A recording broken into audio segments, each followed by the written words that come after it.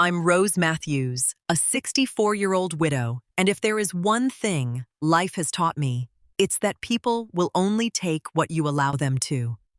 Let me know where you're watching from in the comments, and hit subscribe to hear how I handled the ultimate betrayal from my own flesh and blood. My husband passed away 5 years ago, leaving me a beautiful, fully paid-off 4-bedroom house in the suburbs of Atlanta. I loved my home. It was my sanctuary filled with a lifetime of memories, a thriving backyard garden, and enough space for my hobbies. Last month, I went on a weekend wellness retreat in the mountains. A sudden storm knocked out the power at the resort, so I decided to drive back a day early. I didn't bother calling my daughter Sarah. I just wanted a hot shower and my own bed. I pulled into my driveway and immediately noticed Sarah's SUV and a rented moving van parked out front. Frowning, I unlocked the front door and stepped into an absolute disaster. My living room was unrecognizable. Stacks of cardboard boxes lined the walls. My favorite porcelain collection was wrapped in newspaper, shoved into crates. My daughter Sarah was standing in the kitchen humming a cheerful tune as she packed my good silverware. Her husband, Greg, was unhooking my smart TV from the wall mount. "What on earth is going on here?" I asked, dropping my weekend bag on the hardwood floor. Sarah spun around, dropping a spoon in shock. "Mom, you're home early. Clearly. Why is my house in boxes?" Sarah quickly recovered pasting on a wide artificial smile. She walked over and tried to hug me, but I stepped back, crossing my arms. Surprise, she beamed, completely ignoring my rigid posture. "We're helping you move, Mom. Greg and I found the perfect little place for you." "You don't need that much space, Mom," she laughed, waving a hand at my spacious living room. "So we're taking over the house. It just makes sense." I stared at her, the sheer audacity of her words hanging in the air. My own daughter was evicting me. I didn't scream. I didn't cry or ask her how she could do this to me. Panic and tears are for victims, and I am not a victim in my own home. Instead, I walked over to the kitchen island, running a finger over a taped box labeled "Mom's Kitchen Junk." "You found a place for me," I repeated, keeping my voice dangerously level. Greg wiped sweat from his forehead, looking slightly nervous. "Yeah, Rose. It's a great studio apartment downtown. Very low maintenance. Sarah already signed the lease and paid the first month for you. We're moving in here by the end of the week. Our apartment lease is up." "A studio." I looked at Sarah. "And you signed my name?" "Well, no, I signed as your guarantor and used that joint credit card you gave me for emergencies to cover the deposit," Sarah admitted, brushing a strand of hair behind her ear. "Mom, don't be stubborn. This house is too much work for an old woman. We need the space for the kids. You'll love the studio." "Do you have the keys to this studio?" I asked. Sarah's eyes lit up, assuming I was giving in. She dug into her designer purse, a purse I had bought her for her birthday, and proudly handed over a shiny set of keys.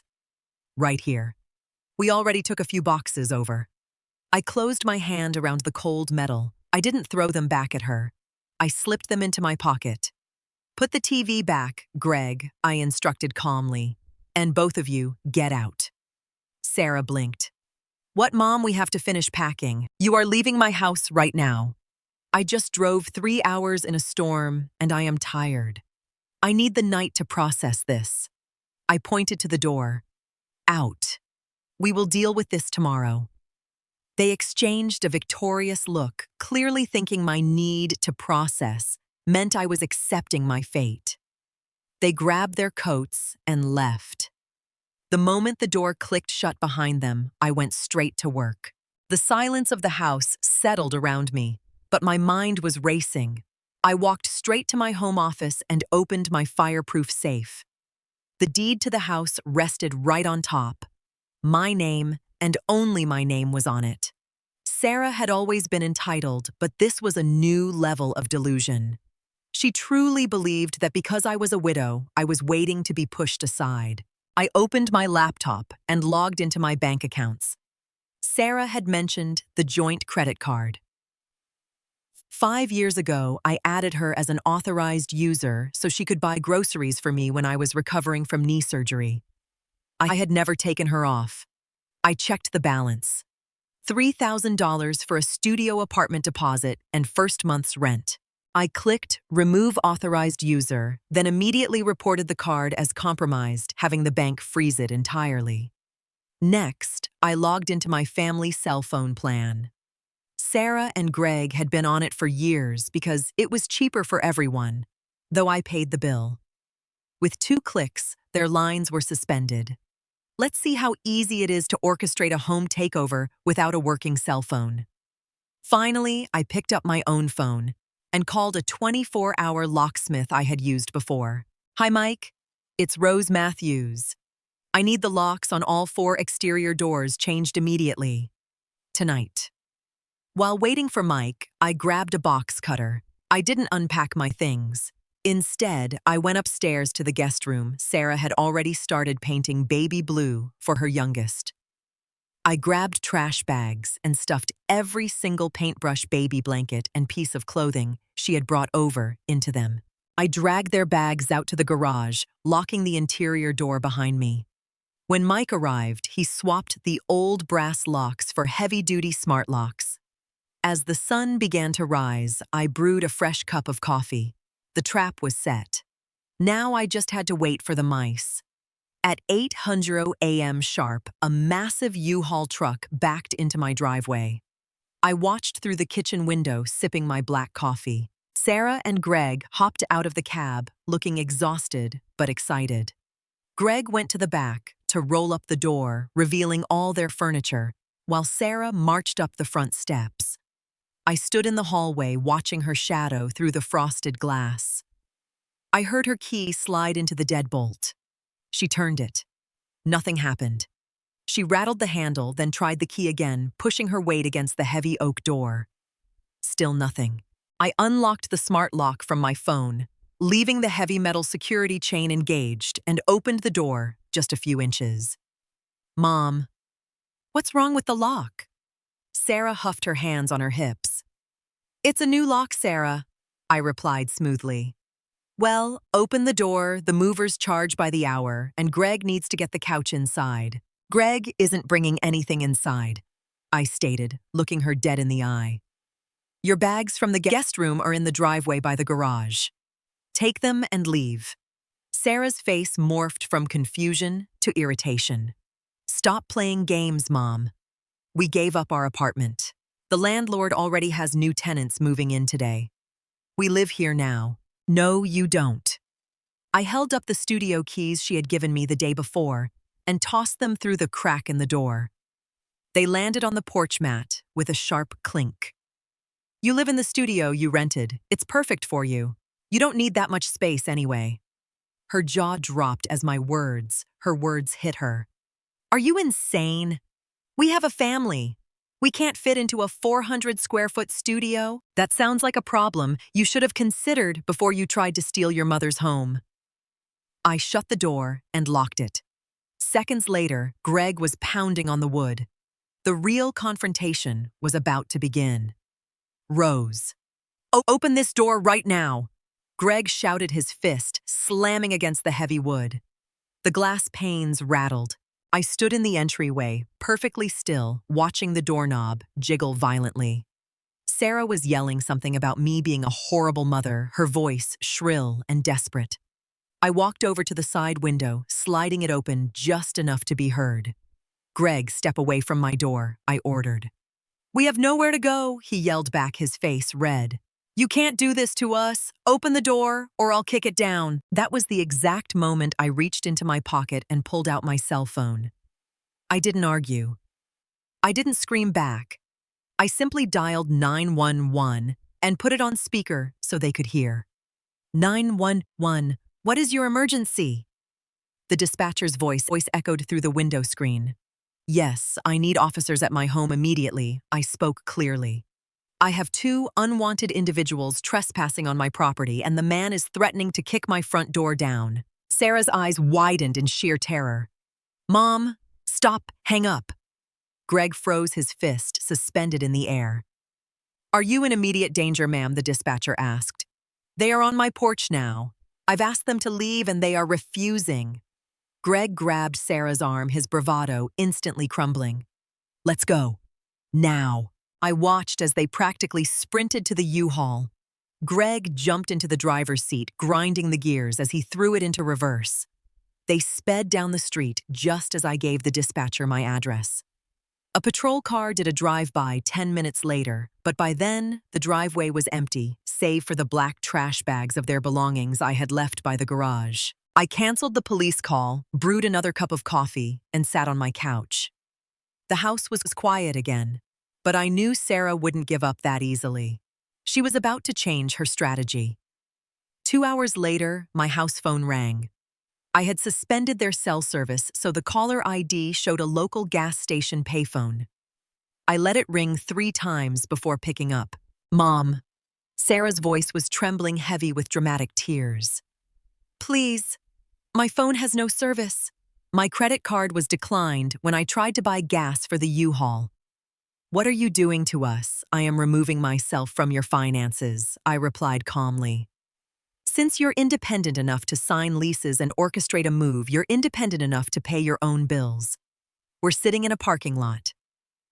"Mom, where are your grandchildren supposed to sleep tonight?" It was the classic weaponization of the kids. In the past, that would have broken me. Today, it just annoyed me. "They will sleep in the studio apartment you secured for me. I left the keys on the porch, but you didn't take them." I paused. "I will drive over and drop them in the studio's mailbox." "You have a roof over your head, Sarah. Use it." I hung up before she could respond, unplugged the landline, and grabbed my purse. I drove downtown, dropped the keys in the designated mailbox, and then headed across town to visit my son, Ben. Ben was a 35-year-old high school teacher, grounded, hardworking, and nothing like his sister. When I sat at his kitchen table and explained what I had come home to, his jaw hit the floor. "She tried to pack up your house," Ben dragged a hand down his face. "Mom, I knew she was struggling, but I didn't think she was completely out of her mind." I narrowed my eyes. "What do you mean, struggling?" Ben sighed, pouring me a glass of water. It was time for a harsh reality check about my daughter's real motives. "Sarah and Greg are completely broke." "Mom," Ben admitted, sitting across from me. "Greg got fired 3 months ago. He's been hiding it. They maxed out their own cards, and they've been living off whatever Sarah makes at the boutique." I absorbed this information. It made perfect sense. They couldn't afford their apartment anymore, I concluded. So their grand plan was to force me into a cheap studio, pay for it, using my emergency credit card, and move into my fully paid-off house to live rent-free. "And probably expect you to keep paying the utilities, the property taxes, and the phone bills," Ben added, looking disgusted. "Mom, I'm so sorry. I should have told you they were having money troubles." "No, Ben. It's not your job to manage your sister. And it's certainly not my job to surrender my home because they can't manage their budget." I finished my water and stood up. The disrespect wasn't just a lapse in judgment. It was a calculated financial ambush. They looked at me, a grieving widow, and saw nothing but a free ride. I drove home feeling lighter than I had in years. The guilt of kicking my daughter out completely vanished. When I walked through my front door, I looked at the boxes still piled in my living room. I looked at the empty spaces on the walls.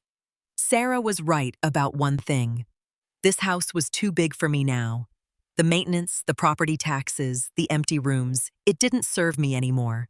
But if I was going to leave, it would be on my own terms. I picked up my phone and called my good friend Clara, who happened to be the top real estate agent in the county. "Clara, it's Rose. How quickly can we get my house on the market?" Clara moved with the speed of... Within 48 hours, she had a staging team undo Sarah's chaotic packing, clean the house top to bottom, and take professional photos. By Friday, a for sale sign was staked proudly in my front yard. I spent the weekend at a lovely bed and breakfast near the coast, treating myself to a spa day while Clara hosted the open house.